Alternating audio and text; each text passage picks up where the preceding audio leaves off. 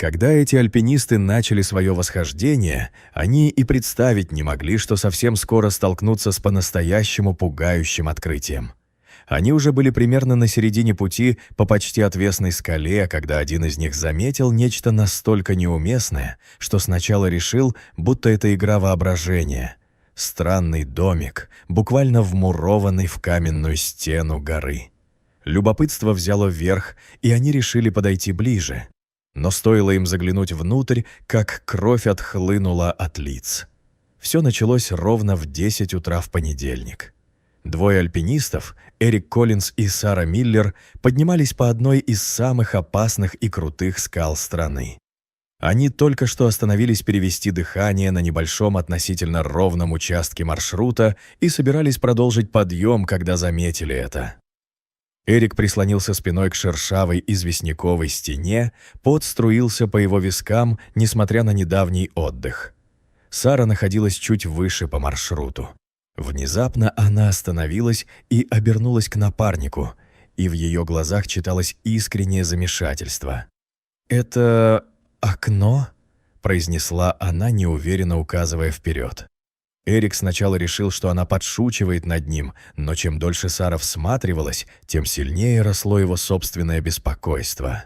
Он прищурился и наклонился вперед, следуя направлению ее пальца, и тогда тоже увидел это – стекло, отражающее солнечный свет. Окно посреди голой скалы. По мере приближения очертания становились все отчетливее. Глиняная крыша, врезанная прямо в камень, нависала над деревянной дверью, которая выглядела слишком настоящей, чтобы быть иллюзией. Сара уставилась на строение и затем тихо сказала: «Кто-то построил дом внутри горы». Ее голос дрогнул, потому что разум отказывался принимать увиденное.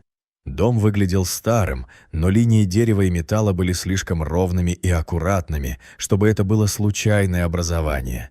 Не было ни тропинки, ни лестницы, ведущей к нему, только отвесная скала. Эрик задумался, кто мог затащить сюда строительные материалы и сколько лет назад кто-то стоял на этом самом месте. Вскоре они заметили единственный возможный путь – узкий каменный выступ, тянущийся от основной гряды прямо к фасаду дома. Он был не шире бордюра и нависал над пустотой примерно в 600 футах над землей. Сара осторожно проверила выступ ботинком. Тот показался достаточно прочным. После короткого обсуждения они решили рискнуть. Столкнувшись с чем-то настолько странным, невозможно было просто развернуться и уйти. Сара закрепила страховочную веревку и сделала первый шаг. «По одному?» — сказала она, но Эрик настоял, чтобы они шли вместе, полагаясь на веревку между ними. Он держался на небольшом расстоянии и двигался вперед, прижимая тело как можно ближе к скале. По мере продвижения воздух заметно холодел. Ветер, который еще недавно казался теплым, стал резким и пронизывающим. Внезапно изнутри дома донесся металлический звон, похожий на звук колокольчика. Эрик замер, а дыхание Сары перехватило. Звук был таким, словно ставня хлопнула от ветра или кто-то невидимый задел металлический предмет. Пустые окна смотрели на них, не выдавая никаких признаков жизни. «Мы зашли слишком далеко, чтобы отступать», — напряженно, но решительно сказала Сара. «Нужно узнать, что внутри». Эрик колебался, бросив взгляд вниз в пропасть, затем протянул руку и почувствовал крепкое пожатие Сары. Вместе они шагнули с уступа на небольшой участок прямо перед дверью загадочной хижины. Дверь была массивной, дерево необычно гладким для своего возраста. Эрик коснулся ручки и удивился. Она была почти теплой. Не было следов гниения или разрушения, несмотря на очевидную древность строения. Сара приложила ухо к двери, пытаясь уловить хоть какой-то звук, но внутри было пугающе тихо. Внутреннее пространство хижины тонуло во мраке, и Эрик включил налобный фонарь, направив луч вглубь. Сара накинула шарф на рот, ее глаза расширились от смеси страха и возбуждения. Они пригнулись, чтобы пройти под низким проемом, дверь была едва шире одного человека. И тут они заметили нечто странное.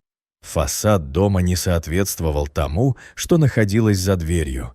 Внутри не было ни комнаты, ни жилого пространства, только узкий тоннель, уходящий глубоко в гору.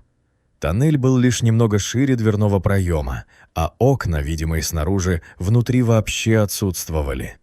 «Выходит, стекло держится просто в камне», — растерянно произнес Эрик. «Но куда вел этот тоннель?» Ответа не было. Они сделали несколько шагов внутрь, и тут снова раздался звук, резкий звон, за которым последовал металлический стук. Тот же колокольчик, но теперь гораздо ближе. Казалось, звук исходил откуда-то впереди. Эрик и Сара медленно двинулись дальше. Тоннель был около 60 футов в длину и проходился относительно легко. Но затем произошло неожиданное. Снаружи бушевал ветер, и внезапно особенно сильный порыв ударил в входную дверь. На вид хрупкая деревянная дверь с силой захлопнулась и заклинила в проеме. Глухой удар эхом разнесся по каменным стенам, заставив их вздрогнуть. Они бросились обратно, дернули за ручку, но та не поддавалась. Эрик попытался толкнуть дверь плечом, но безрезультатно. Когда луч фонаря осветил края двери, стало ясно, насколько глубоко она застряла в раме.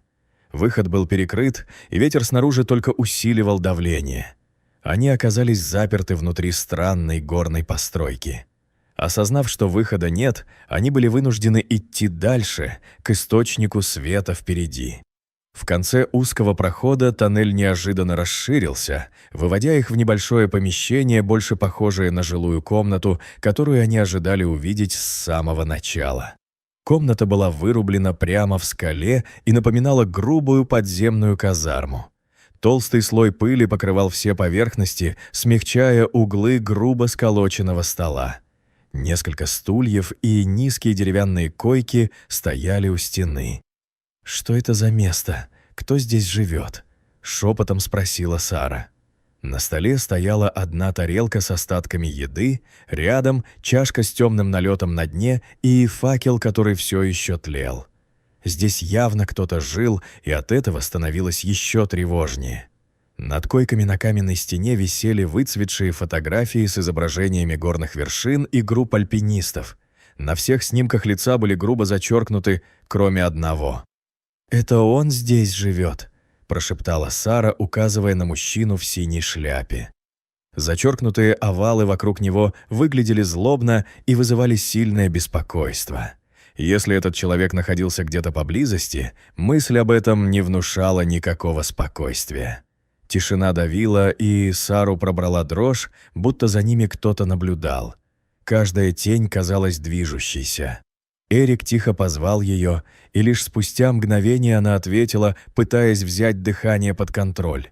Внезапно сверху раздались приглушенные шаги, словно кто-то ходил прямо над ними. Они замерли и уставились в потолок. Здесь не было ни второго этажа, ни чердака, ничего, что могло бы объяснить этот звук. Казалось, что кто-то двигался внутри камня.